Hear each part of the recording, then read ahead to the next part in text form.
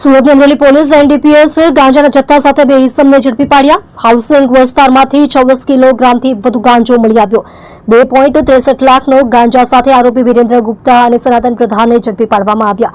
ઓરિસ્સાથી train મારફતે સુરતમાં ગાંજાની હેરાફેરી કરવામાં આવતી હતી. આરોપી વિરેન્દ્ર ગુપ્તા સનાતન પ્રધાન પાસે લાવતો હતો ગાંજાનો જથ્થો. પોલીસે ગાંજો, મોબાઈલ, રોકડ રકમ કબજે કરી આરોપી વિરેન્દ્ર ગુપ્તા અને સનાતન પ્રધાનને પકડી પાડી એનડીપીએસ હેઠળ ગુનો નોંધી આગળની વધુ તપાસ હાથ ધરી.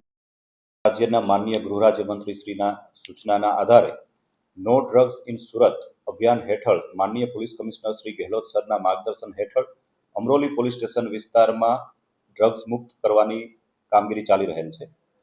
બાતમીના આધારે અમરોલી પોલીસ દ્વારા ગુજરાત હાઉસિંગ બોર્ડ ખાતે રેડ કરવામાં આવેલી, જ્યાં વિરેન્દ્ર ગુપ્તા નામના વ્યક્તિના ઘરેથી 26.37 કેજી ગાંજો મળી આવેલ, જેની બજાર કિંમત 2,63,000 જેટલી થાય છે.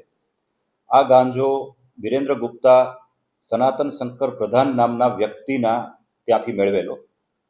શંકર પ્રધાન મૂળ ઓરિસ્સાનો રહેવાસી છે અને ઓરિસ્સાથી ટ્રેન મારફતે આ ગાંજો લાવતો હોવાની હકીકત જણાઈ આવેલ છે. હાલમાં બંને આરોપીને એરેસ્ટ કરી લેવામાં આવેલ છે અને કાયદેસર કાર્યવાહી હાથ ધરવામાં આવેલ છે.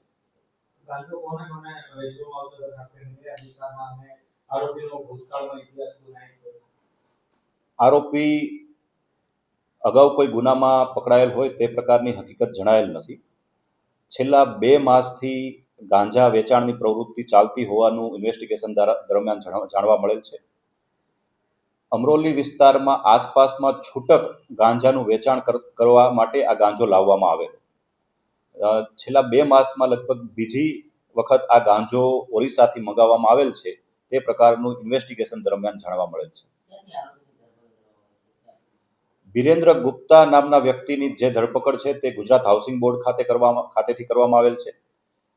સનાતન શંકર પ્રસાદ નામનો જે વ્યક્તિ છે, જે ઓરિસ્સાનો છે, તેને પણ સુરતના જ એક વિસ્તારમાંથી પોલીસ દ્વારા હાલમાં એરેસ્ટ કરવામાં આવેલ છે.